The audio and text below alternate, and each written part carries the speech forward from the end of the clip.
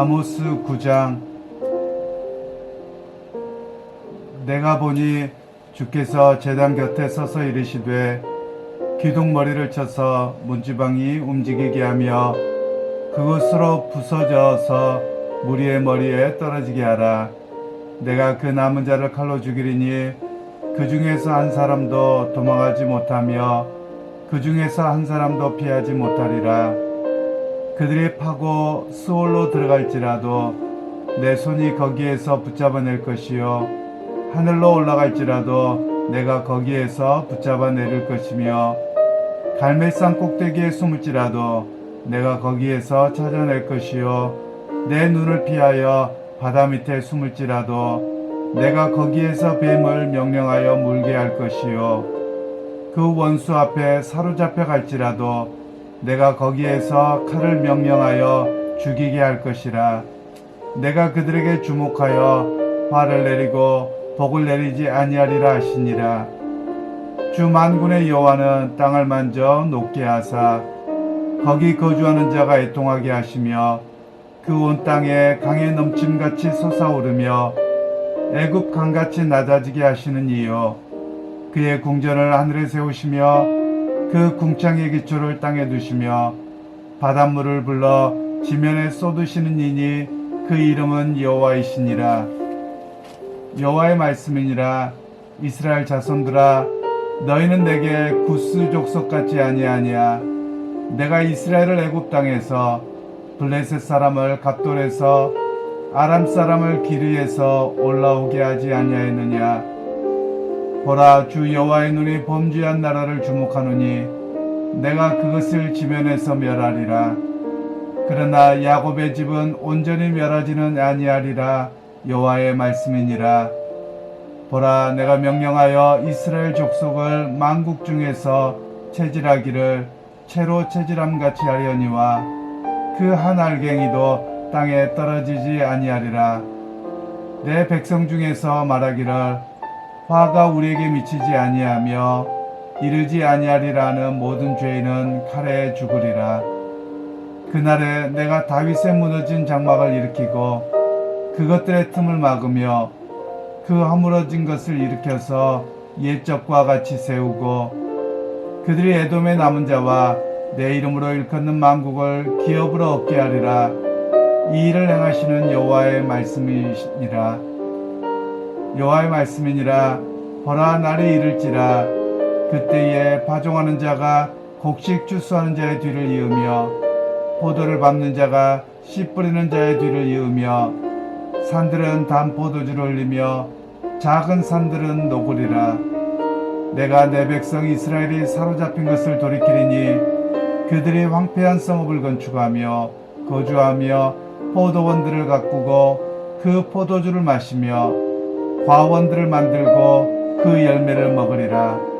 내가 그들을 그 땅에 심으리니 그들이 내가 준 땅에서 다시 뽑히지 아니하리라.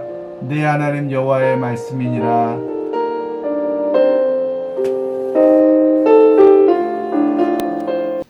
오늘 말씀은 소망을 붙들고 사는 사람들이라는 제목으로 함께 말씀을 나누겠습니다. 오늘의 이제 말씀은 하나님께서 여호와의 날에 이스라엘 백성들에 대한 심판에 대한 이야기를 다시 한번 이야기하시면서 끝까지 믿음을 지키고 의지하는 자들에게는 하나님께서 회복의 역사를 주시겠다, 이런 메시지로 말씀하고 있습니다. 먼저 1절 말씀에는 주께서 제단 곁에 서서 성전을 파멸하라, 이렇게 말씀하고 계시는데요.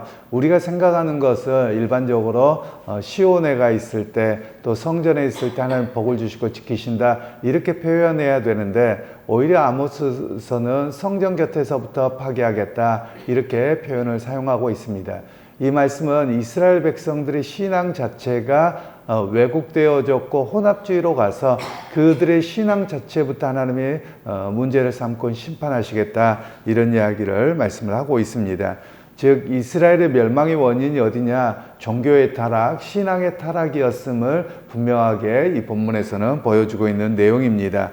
그러면서 2절에서 4절의 말씀은 너희가 피하더라도 하나님의 심판을 어디에도 피하지 못할 것이다, 라는 말씀을 합니다. 심지어 오늘 성경에서는 너희가 수월에 피할지라도 찾아내어 심판하시겠다 이렇게 말씀합니다. 이 수월이라고 하는 단어에 사실은 조금 어려움이 있습니다. 과거에는 이 수월이라는 단어를 음부에 빠지리라, 음부에 내려가도 심판하리라 이렇게 표현을 했습니다. 사실 이 표현도 적당하지는 않고요. 그래서 어려워서 그냥 수월이라고 해버렸습니다. 왜냐하면 수월은 히브리어인데 이 의미는 지하세계 또는 죽음, 지옥 이런 의미를 다 포함하고 있습니다. 그러다 보니 이 표현 자체가 수월이라는 단어를 썼다고 해서 하나님 예를 들면 지옥까지 내가 쫓아가서 심판하겠다 이런 의미를 말씀하고 있는 것은 아닙니다.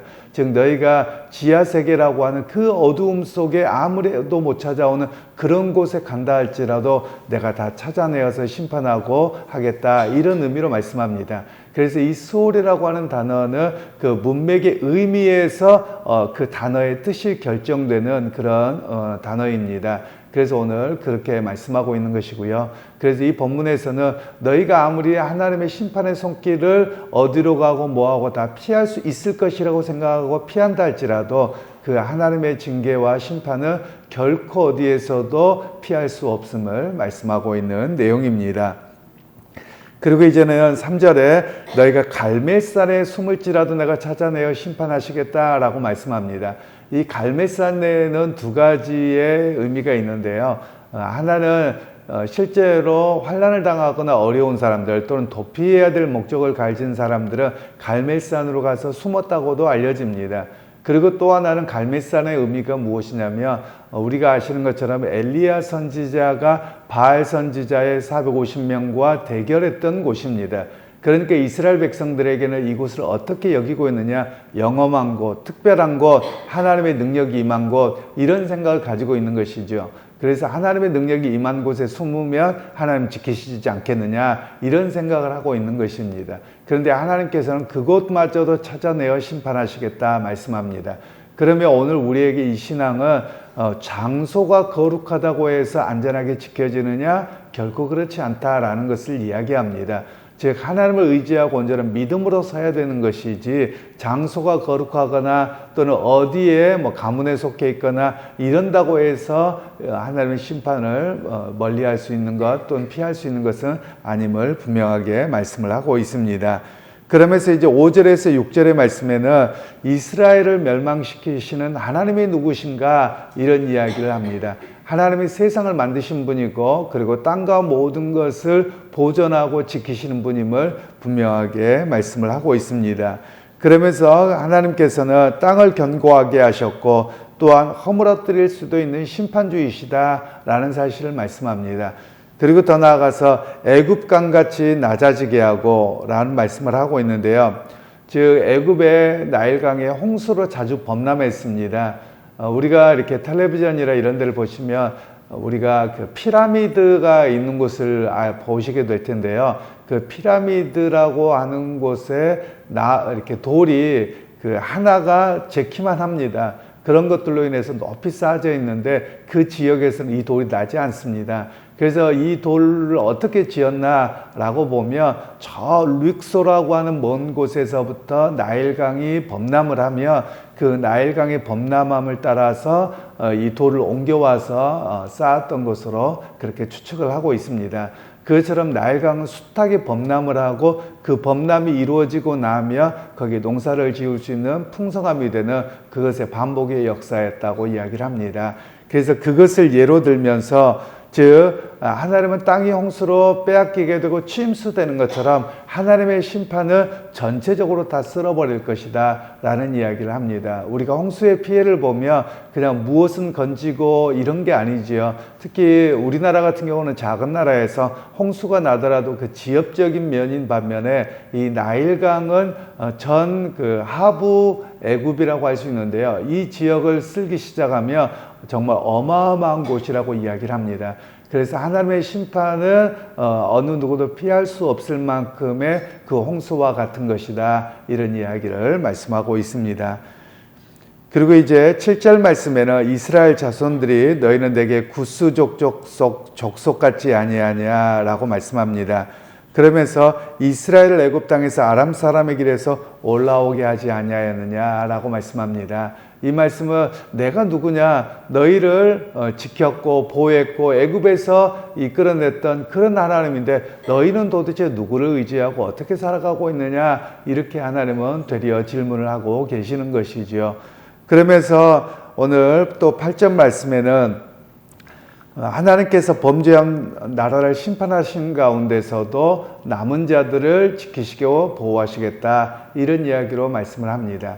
이스라엘 백성들의 문제가 무엇이었냐면 하나님이 돌보시고 지키셨던 은혜를 잃어버림이 바로 그들의 심판을 부르는 일이었다라는 겁니다. 그런 면에서 민족적인 심판이 있었지만 그 중에 하나님을 신뢰하고 의지하는 소수는 지키고 보호하셨다라는 말씀을 우리에게 들려주고 있지요. 그러면서 이제 하나님께서 9절에서 10절에는 체질을 하는 것처럼 다 까불어서 남아있는 자, 곡식이 남아있는 건 너희가 알고 있지 않느냐, 그것처럼 참 믿음의 열매를 맺고 있는 곡식에 해당되는 참 하나님의 사람들만 구원하고 보존하겠다, 이렇게 하나님의 명령이 엄중한 것을 다시 한번 말씀하고 있습니다. 그리고 11절에서 12절 말씀에는 그날에 내가 다윗의 무너진 장막을 일으켜 세우겠다. 그리고 그것들의 틈을 막으며 그 허물어진 것을 옛적같이 세우고 또 만국의 기업을 얻게 하겠다라는 말씀을 하고 계십니다.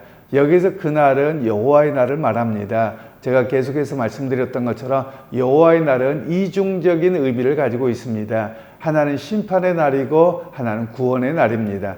그러면 하나님의 심판의 날은 이렇게 북이스라엘을 향한, 또는 우리로 이야기하면 주님의 종말의 때 전 지구적인 의미를 이야기한다면, 그러나 그 여호와의 날에 다윗의 장막이 세워지고 구원받는 사람들은 소수입니다. 즉 믿음의 순수함을 지키고 하나님의 약속과 또 하나님의 말씀하신 바를 쫓아 살아가는 믿음의 사람, 그들에게만 하나님의 구원의 역사가 임할 것임을 이야기를 하고 있는 것이지요.